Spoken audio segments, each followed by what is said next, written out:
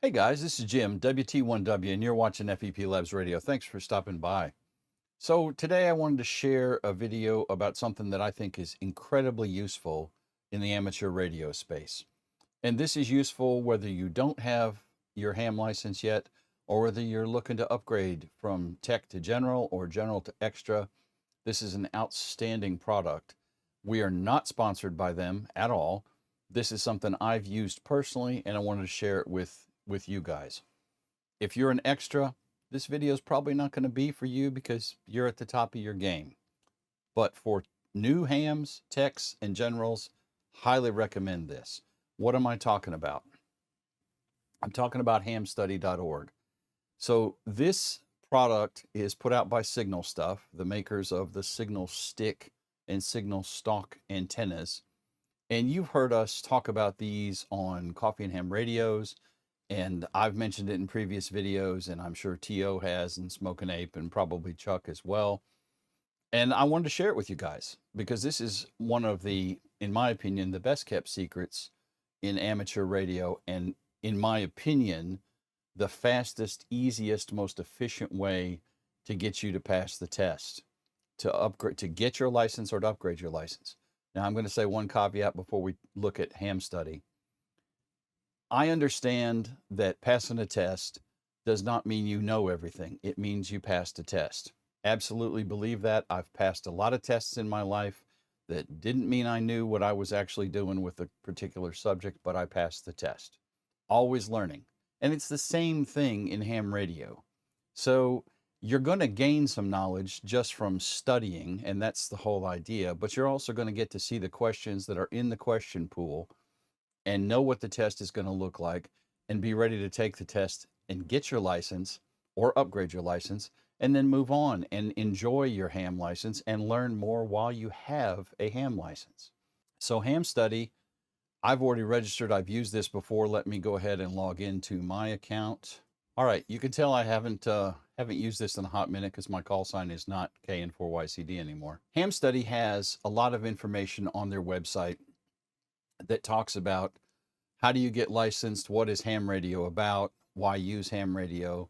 They have a great study guide, and they have FAQs and links to other ham radio related resources. The biggest thing with this, and we're going to go through these other links, but I wanted to share this one first. What I did when I originally got my license in 2019, I took tech with a little bit of studying using this website, and then I passed tech in general on my first go. Easy, but I had some background in radio already, so it wasn't a stretch for me to get those. When I wanted to upgrade to extra, there's a lot of material in extra that is things that I don't do on a daily basis and don't have any particular OJT kind of experience with. So the easiest way for me to do this was to use ham study. So what I would do, and this is the secret to ham study right here. If you ignore the rest of the video, pay attention to this one. Let's say you want to get your tech license. Go to technician, go to study mode, and once you're there, you can see all of the questions.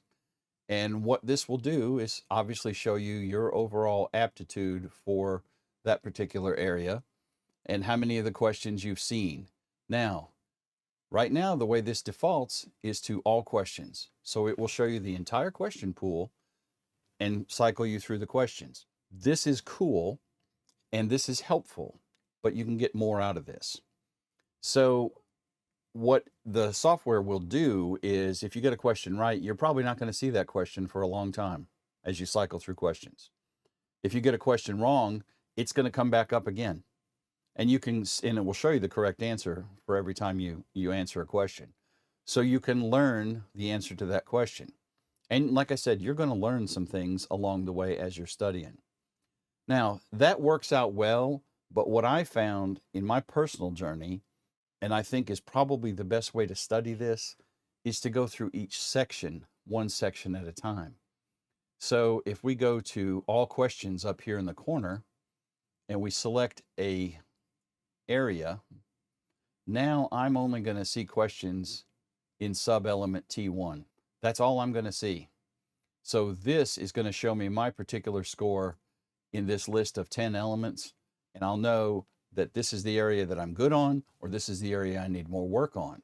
So that is what I did. As I worked on my extra, I went through each area one at a time, not the whole exhaustive list, but each area one section at a time until I had mastered that area, until I felt confident. And after I did this for a week or so, I went and took a couple practice tests, got great scores, took my test, passed. How many amateurs, let's do a test question or two.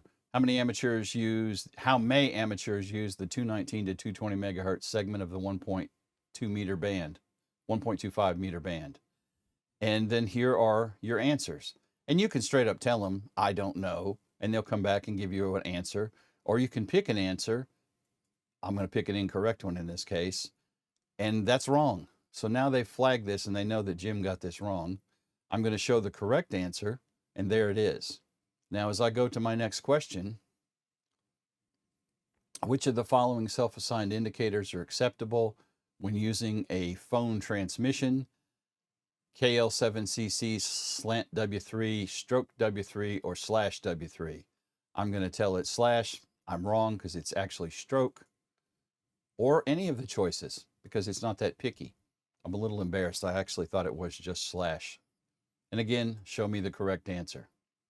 So now as I work my way through this element, I've seen 3% of the questions and I've gotten 0% right. So my aptitude is terrible. All right. Where may SSB phone be used in amateur bands above 50 megahertz? Only in sub-bands allocated to general class or higher licenses, only on repeaters, only if band power is limited to 25 watts, in at least some segment of all these bands. Boom. So that one's right. I'll probably never see that question again. And so on and so forth. So when you've mastered one section, then you go on to the next section and work your way through all the sections. And you don't have to do the sections in order if you don't want. If there's some of these you feel confident about, just jump to them, run through the questions, make sure you have a decent score, and move on to a different section. So that is, I feel, very outstanding. And as you do this, you'll see these questions over and over, the ones you miss. So it will reinforce your memory of the questions. I think this is an incredibly helpful tool, incredibly useful, and the cost is great. 0. I don't believe there's a cost. There is an app you can buy for your mobile device that covers how I feel is the best way to study. And that works for all 3 of the levels, technician, general, and extra. Once you've got your scores locked down and you're feeling confident about your skills, you can use this to find a session, and it will let you filter on all the sessions and figure out which one you want. This is listing them all by date in Central Time. That's where I'm at. So I can say, well, I don't want anywhere. I want to choose, and I'm in 36043. So I'm going to filter, and there's not any in my current area code. So we'll go back to anywhere. If I want to go through a specific VEC, Volunteer Examiner Council, I can choose that. I'm a member of GLARG. Cave C is a local one, that's Central Alabama VEC, but I'm actually a VE for GLARG. And so here are some scheduled GLARG tests. So you can find a place to test that way. And this will tell you if there's a fee associated. Most of them it is. It's like $10 or $15. Some of these will be online. Some of these will be in person with paper. I tested for tech in general on paper in person through Cave C. When I tested for extra, I tested through GLARG, and I did it completely online. It was like a Zoom call with 4 of my closest friends who were judging me. So you can filter this in multiple ways. That's actually showing in-person tests. We can show remote-only tests. So this gives us all sorts of options. Obviously, if you're doing it remote, you don't have to be there. You can do it from your house. So pretty cool. So Ham Study does all of that. If we jump back and look at some of these, Ham Study has some great study tips. And one of these that I do want to emphasize, which again for me personally works well, set a deadline. Don't say, well, I'm going to study. No, schedule your test. And you may want to schedule it out 2 or 3 weeks, a month, whatever. Schedule it. Put yourself on a schedule. You have a date, you have a hard deadline, a goal to work for, and that'll motivate you better to study. If you just say, well, I'm going to study until I feel confident, it could be months before you get around to it. Set the test and then be motivated to study. So they have some other tips like that. They also have what it takes to get licensed. So what the legal requirements are, a little basic explanation of what is ham radio, who ham radio people are, what all we can do as licensed amateurs. So this is a free resource, and I highly recommend that you take advantage of it. If you're looking to get your license or to upgrade, this is the way to go. There are other ham study related websites. I can think of 2 or 3. There are numerous books out there for studying to upgrade your license. All of them have their merits. A lot of it depends on your particular skill set, how you study. This is what worked for me, and I highly recommend it. Guys, that's about it for this video today. I just wanted to share this with you because I thought this was a great resource that I want to make sure every ham and potential ham knows about and uses. And, maybe buy a signal stick or not. Again, I'm not sponsored by these guys. I just wanted to share this with y'all. Guys, have a great one. 73.